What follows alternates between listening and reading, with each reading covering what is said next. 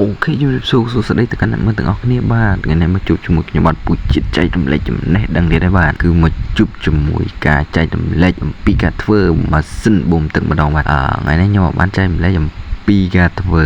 review អំពី YouTube យូរទេថ្ងៃនេះគឺមកបែបលក្ខណៈជាងម្ដងបាទគឺថ្ងៃនេះម៉ាស៊ីនវាខូចហើយបងប្រុសម្នាក់គាត់ក៏ស្ពីមកឲ្យខ្ញុំធ្វើអញ្ចឹងណាម៉ាស៊ីនវាបូមទឹកហើយក៏វាលិចសើមពេញខ្នងពេញអីគាត់អញ្ចឹងទៅហើយធម្មតាម៉ាស៊ីនបាញ់ថ្នាំយើងទៅលិចសើមពេញខ្លួនហ្នឹងវាពិបាកក្នុងការបាញ់ហ្នឹងបងប្អូនយើងបាទពេលអញ្ចឹងខ្ញុំក៏ចាប់ផ្ដើមរើធ្វើម៉ាស៊ីនហ្នឹងដែរខ្ញុំរើទុកចោល2 3ថ្ងៃហើយខ្ញុំរវល់អត់បានធ្វើឥឡូវចាប់ផ្ដើមធ្វើបងប្អូនយើងបាទហើយរាំងចាំងទេបងប្អូនយើងបាទវាថ្ងៃបើថ្ងៃចាំងមកហើយខ្ញុំធ្វើបែរមុខទៅរកថ្ងៃទូរស័ព្ទថតបែរមករមនៅទៅវិញអញ្ចឹងវាចំណាំងភ្លើងមកចំណាំងបន្លឺមកអញ្ចឹងបងប្អូនយើងបាទហ្នឹងបងប្អូនបាទទស្សនាអំពីការ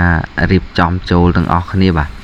វីដេអូនេះដែរខ្ញុំđangចាក់ឲ្យវារាំងលឿនបន្តិចហើយកន្លែងខ្ញុំធ្វើឲ្យបងប្អូនយើងទស្សនាតាមហ្នឹងដែរ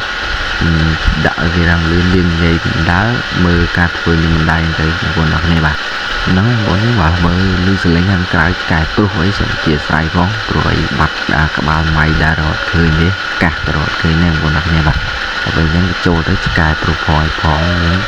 វារាំងចូលសលេងឆ្កែសលេងអីសូមអធិស្ឋានបងប្អូនហ្នឹងបាទហើយទស្សនាកុំធុញណាបងប្អូនហ្នឹងបាទវាជាចំណេះដឹងមួយសម្រាប់បងដែលគាត់ប្រើម៉ាស៊ីនហ្នឹងអញ្ចឹងណាវាខូចអីបងប្អូនអាចធ្វើខ្លួនឯងបានមើលតែវីដេអូខ្ញុំហ្នឹងទៅបងប្អូននឹងចេះដាក់រៀបចំចូលហើយបងប្អូនហ្នឹងបាទសម្រាប់បែកហ្វឺតឬក៏វាទ្រក់បដូលហ្វឺតបូមបដូលបូមអីចឹងណាបងប្អូនអាចដូរខ្លួនឯងបានចឹងបងប្អូនគ្នាបាទហើយហ្នឹងបងប្អូនគ្នាបាទខ្ញុំធ្វើបដាអឺតលើមបដាចឹងណាព្រោះឲ្យរាំងក្លៀនបាយដែរបងប្អូនហ្នឹងវារាំងថ្ងៃជ្រេដែរបងប្អូននេះបាទហើយហ្នឹងបងប្អូនខ្ញុំសូមពឹងបងប្អូនទាំងអស់គ្នាមួយបងប្អូនចង់បានបាទចាសម្រាប់កម្មវិធីអីបងប្អូនអាចតាក់ទងខ្ញុំបានបាទព្រោះផ្ទះខ្ញុំក៏មានតន្ត្រីដែរបងប្អូននេះបាទហើយសម្រាប់ស្រឡាញ់